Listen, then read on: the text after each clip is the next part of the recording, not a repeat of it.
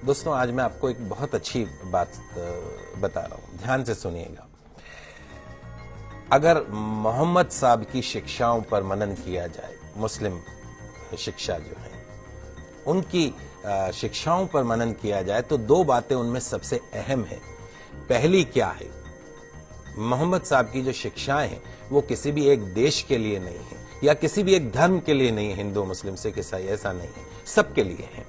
और दूसरी जो उनकी शिक्षाएं हैं, आज से 1500 साल पहले जितनी प्रासंगिक थी आज भी उतनी है। जीवन का कोई ऐसा पहलू नहीं जिसे बेहतर बनाने, अच्छाई को स्वीकार करने के लिए मोहम्मद साहब ने कोई संदेश न दिया हो।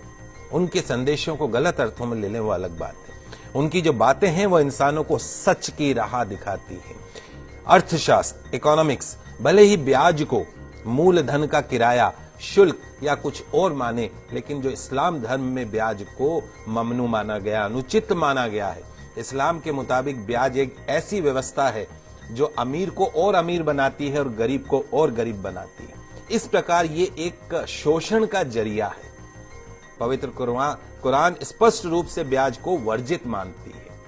इंसानों के लिए कहा गया है, हे ईमान वालों, 2 गुना और 4 गुना करके ब्याज मत खाया करो, उस मालिक से डरो। ब्याज खाने से बरकत खत्म हो जाती है, ब्याज की कमाई से बरकत खत्म होती है, इससे इंसान द्वारा किए गए पुण्य भी खत्म हो जाते हैं। ध्यान रखें, ब्याज जो है वो धन को कम करता है, लेकिन दान पुण्य से धन कम नहीं होता।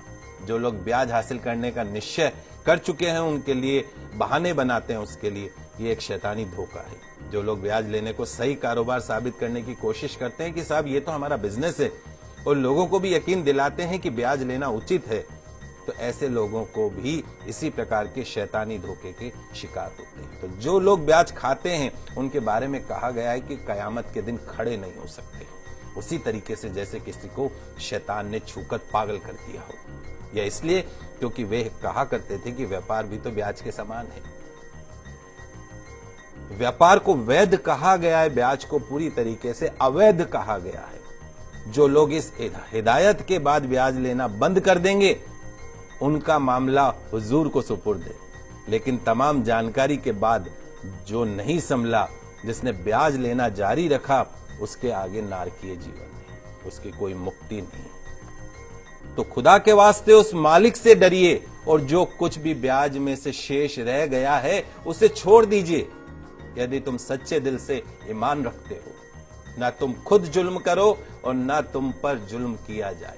अगर तुम्हारे पास धन हो तो जरूरतमंद लोगों को कर्ज दो, उन्हें वापसी के लिए कम से कम इतना तो समय दो कि कर्जदार इंसान उसे आसानी से वापस लौटा सके, आत्महत्या नहीं करे।